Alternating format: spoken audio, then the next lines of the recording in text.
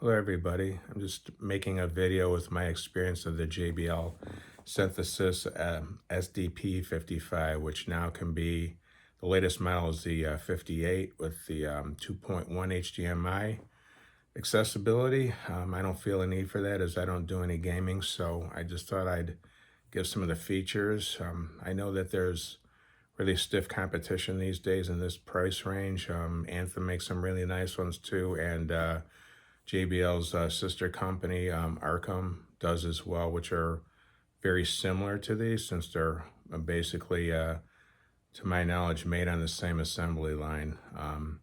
But anyway, my name's Greg. I'm 62. Been in this stuff since I was 14 years old. So a little bit about me.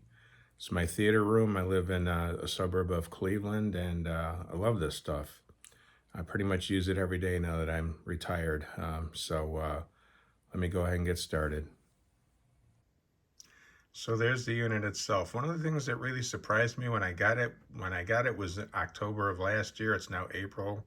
So I've had it about 6 months. No cooling fans and no heat sinks. It's like a solid case, which kind of surprised me having HDMI digital switching and everything in there. Normally in my old Marantz processor would get pretty warm, but this one amazingly stays really cool. And so there's a front face. That is a display of some music I have playing through it right now. And pretty much all the buttons there are just in case you lose your remote or don't want to go and use the GUI on your laptop or whatever. You can actually do everything from the buttons right on the front panel there. And if I come in a little closer, it gives you some of the features, what it comes with out of the box. And again, there's something that's playing there. So let me get over to my Chromebook with the GUI, and I'll run through a few things there. It's maybe a little hard to see, but I'll do my best. So this is in the user interface now. I'm just using a Chromebook for this. So here's where you set all your speaker distances, crossovers, and types. So like you can see, channel 13 and 14 I have as front subs. But if you hit that arrow, there's all the different things you can do with them. Wides, highs, different things like that. And same thing with channels 15 and 16. So you've got 4 channels that are all assignable depending on your needs. So as you can see, I hope you can see, mine are set for subs because I have 5. And then channel 6 and 7 for back surrounds, but those are also assignable to, I believe. Yes, front height, zone 2, or biamp. So that's a pretty cool feature. So if I go back and I go to input configuration, you can see I'm on the net, which is what I use for streaming music. And some pretty basic settings here, bass and treble control for each.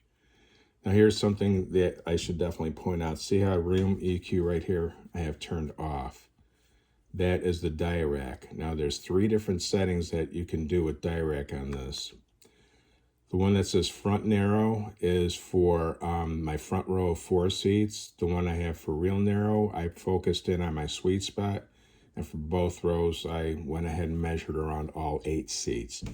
But if any of these are engaged and you go to change any settings such as crossovers or speaker types, it won't let you do it. The room EQ has got to be off to do that. So that's pretty interesting too. Well, it's not interesting. I mean, it makes sense if you think about it. Then again, this is general setup. You know, your income, it just shows you some information on that. It's PCM stereo, 88.2 kilohertz for this particular track that's playing right now.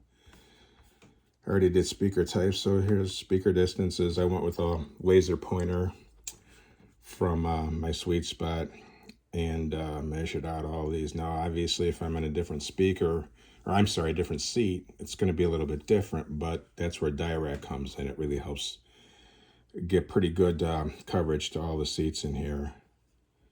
Then the speaker levels, And you're going to see these two are turned down significantly because those are both driven by 700 watt monoblocks. Everything else is 250 per channel or less, so that's why those are bumped down so much. And again, that's something that Direct did when it went through all the measurements. And then that's pretty much anything that's useful up on this part. So if I go back here and I go, let's see if I go home, if I go to web client, that is what's playing right now. That's what's on that screen on the front of the player itself. Now this is something that I use every day. That's called Roon, R-O-O-N. I'm sure a lot of you are familiar with it. One of the things that made me choose the JBL is it's a Roon endpoint, and a very good one. If you guys like music as much as I do, and you have either if you either have Tidal or Qobuz or a really big music library or all three, which I do, this thing, it's great. It's the doesn't really affect, it's not for so much for a sound quality thing, but it's very seamless. It's easy to use. And if you pull up a certain track, it'll give you, do you want to play that from your local library? Do you want to play it from Qobuz? Do you want to play it from Tidal? And it'll tell you the different sample rates for each one. Or it'll do it automatically. It'll automatically pick the best sample rate for you. But like I said, I use it all the time. And just in finishing up, I know this, when they first released this product, it had some bugs in it initially, and a lot of people were like turned off by that, and I can understand why.